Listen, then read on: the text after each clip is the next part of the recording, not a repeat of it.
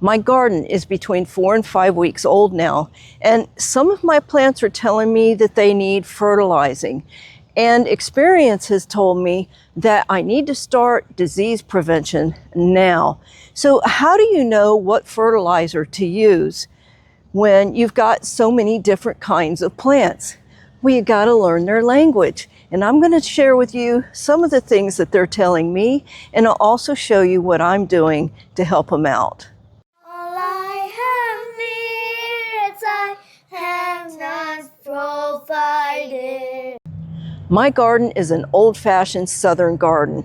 I'm growing corn, several different kinds of beans, a couple of different kinds of peas, and tomatoes. Sometimes my plants just get deficient in one particular nutrient. And how do you tell? Well, one thing I use is this chart right here. It is on the internet. I'll leave a link to it in the description below. I'm just assuming you can use it because it's on the internet. But I printed mine on cardstock paper. So this is a pretty reliable chart. So a couple of things that I have also learned is what's good for the corn isn't necessarily good for the beans.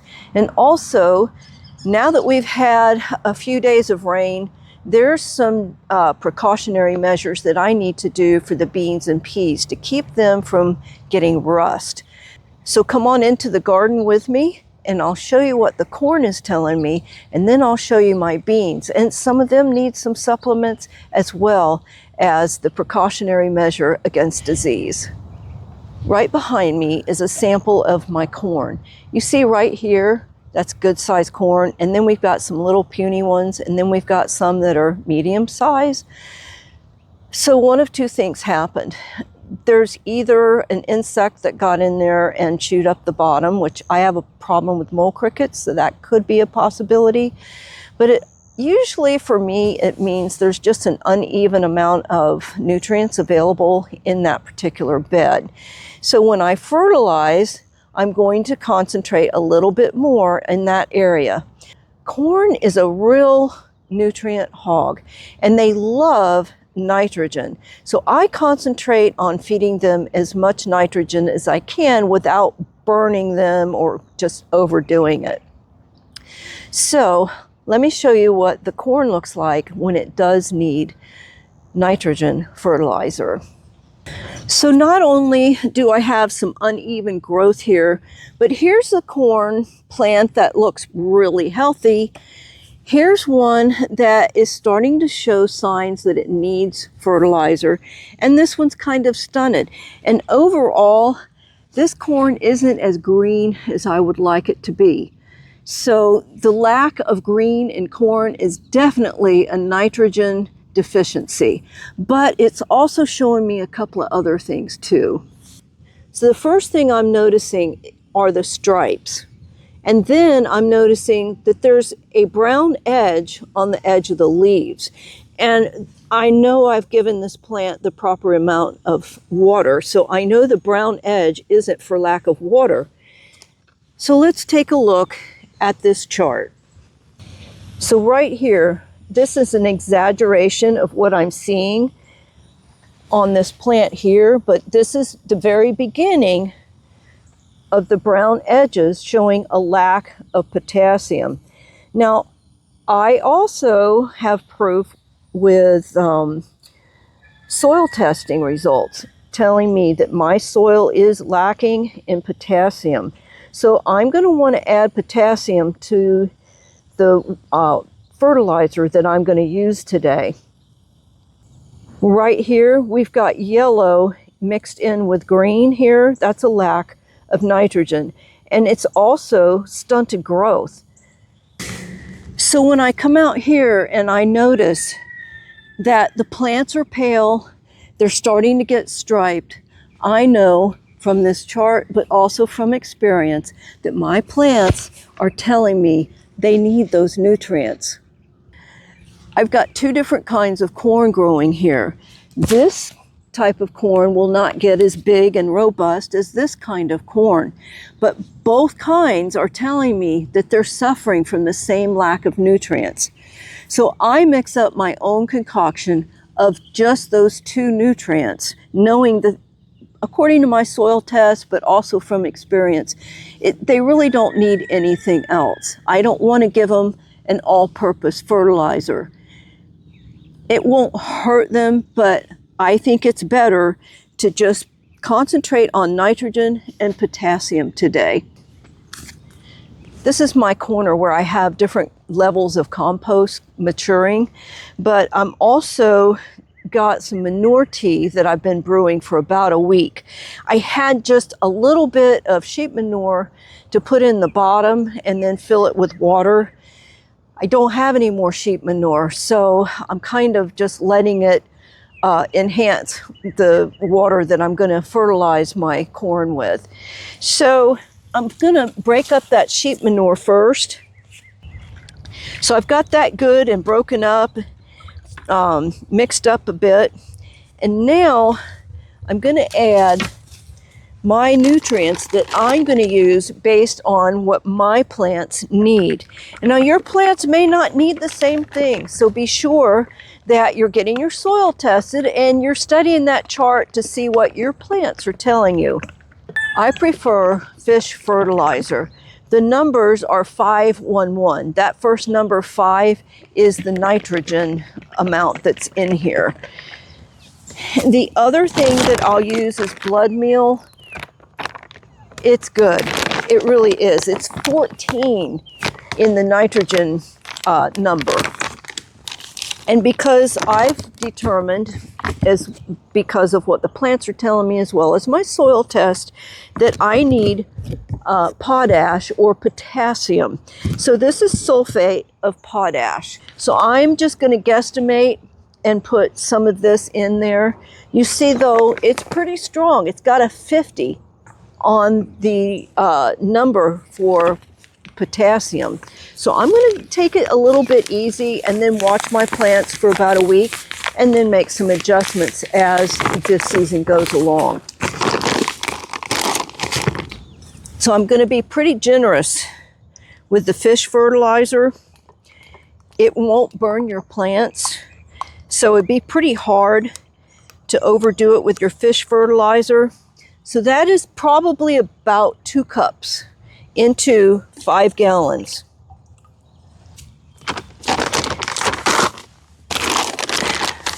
I'm only going to add a little bit of the blood meal. I'm going to try to guesstimate maybe a half a cup.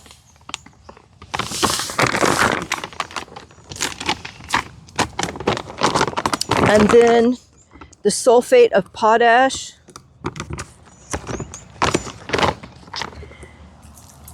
I've had a little bit of trouble finding the potash at, your box stores. So I just order everything from Amazon, and quite honestly, it's cheaper on Amazon. So I'm going to give that a really good stir. We'll make approximately 4 of these buckets, and so I will ration it out 1 bucket per bed. I have 4 beds of corn, but before I do, I want to make sure that the bed is ready to accept this water. Let me show you what I mean. So what I'm doing here is actually helpful for the corn to put some dirt up around each stalk. It's called hilling it up. And corn just loves that. So as you're hilling it up, you're actually giving it some of the oxygen. Corn likes their roots to breathe. So I'll go around real quick and get all of this, all these beds prepared. But another way you can do that is one of my favorite garden tools. I call it a hand rake. And it's pretty easy. Just go through,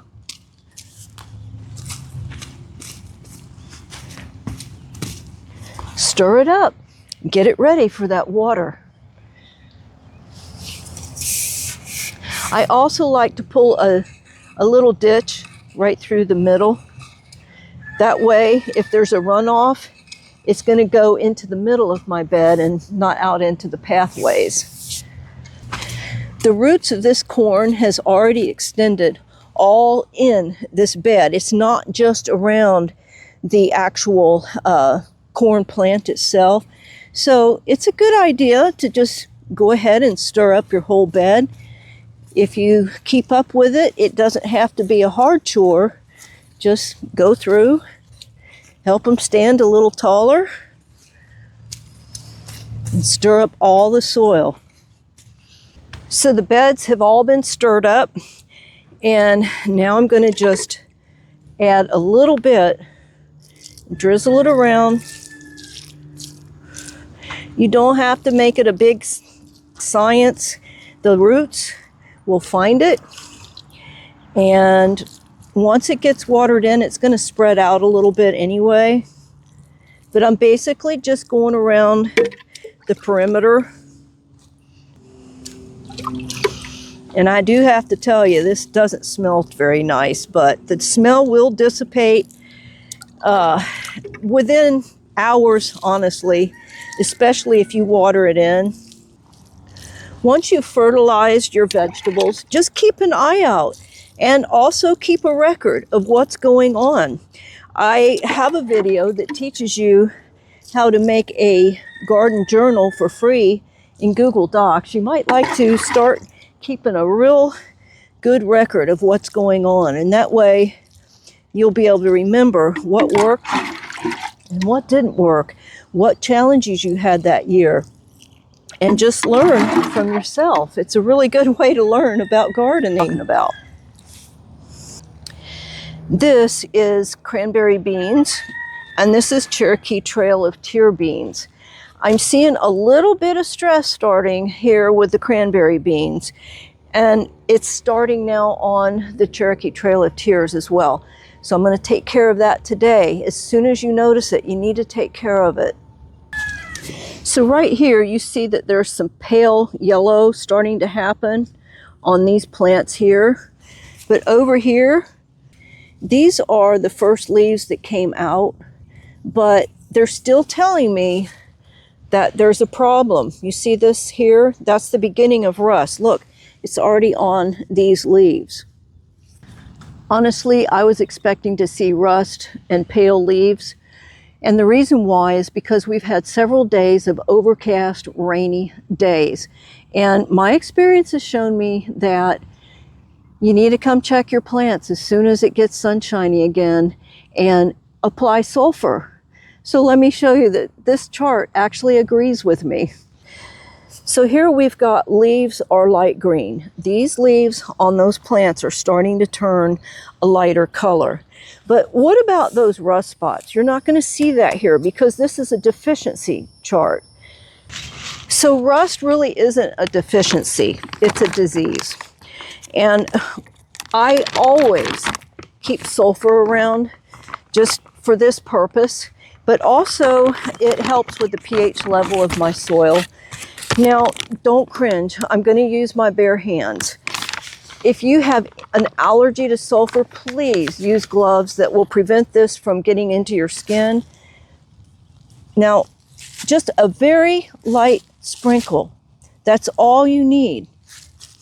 If you see rust spots down underneath, go ahead and get some on that too. But I am giving just a real light dusting of sulfur on here.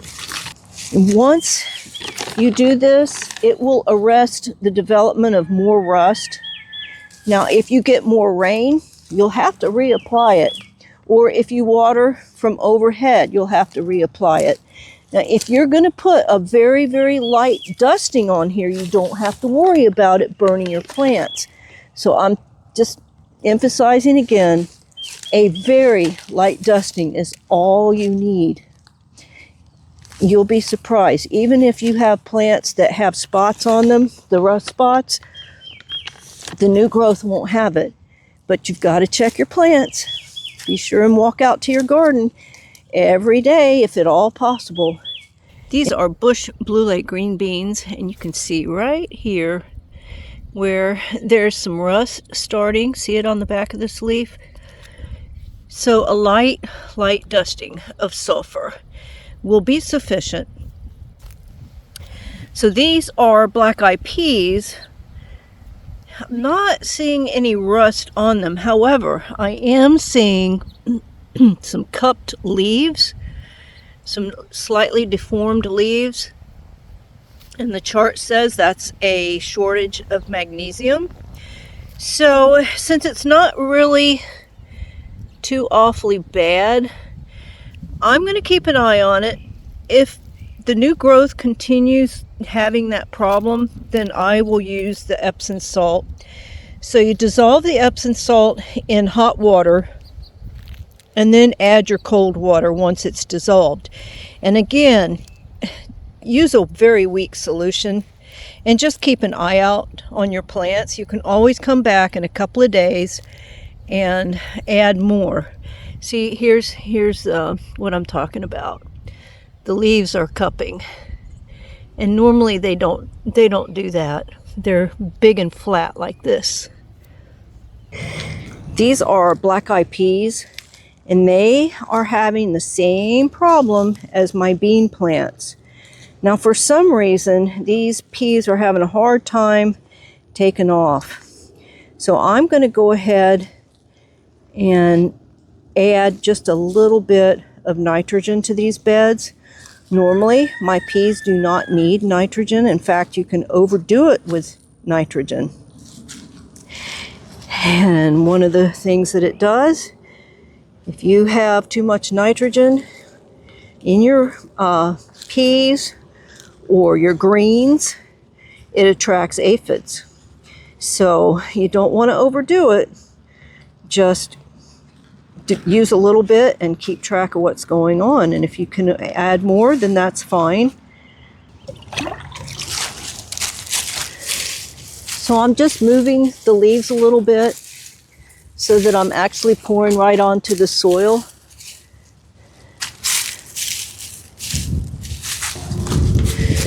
So I've got a couple of beds with different varieties of tomatoes. And what I've noticed about these plants is that their stems are not as thick and hardy as I would like to see them. And that is an indication that they're in need of some potassium. And that doesn't surprise me because of my soil test. Other than that, the plant looks healthy. I'm not seeing any other nutrients that it's lacking. So I'm going to concentrate on the potassium, but again, being very, very careful not to overdo it because that potassium that I have is very strong. So I'm just going to put a little bit around the base of my tomatoes, and I have gone through and braced them up a little bit just to help them continue to make roots along the stem. And it also will help keep the fertilizer right where the roots are going. These are the other supplements that I use in my garden, but only as I need them. I do use them in a mix of general fertilizer before I even plant my seeds. But as the season goes on, probably out of everything you see here, the only one that I might use is the iron. It just depends on what my plant tells me. So triple superphosphate is mixed into my soil. I don't need any more. Natural bone meal, mostly for the tomatoes, and they're done as far as I don't think I'm going to need that anymore. And then Epsom salt, the fragrance-free, will give you magnesium. It's also a sulfate, so it helps to balance out your pH. Now my soil is an alkaline soil, so I can use things like sulfur quite freely, as well as the Epsom salt, magnesium sulfate. You want to walk through your garden every day and look at your plants. Maybe they're trying to tell you something. Don't forget to go to the show notes and follow that link so you can have your own chart. Please take just a moment, give it a green thumbs up, and why not subscribe? I have over 200 videos now. And if you turn on all your bell notifications, you can come along with me every week almost, and do some gardening with me. I hope this video has been helpful, and I really appreciate you watching. Great is thy faithfulness, Lord, unto me.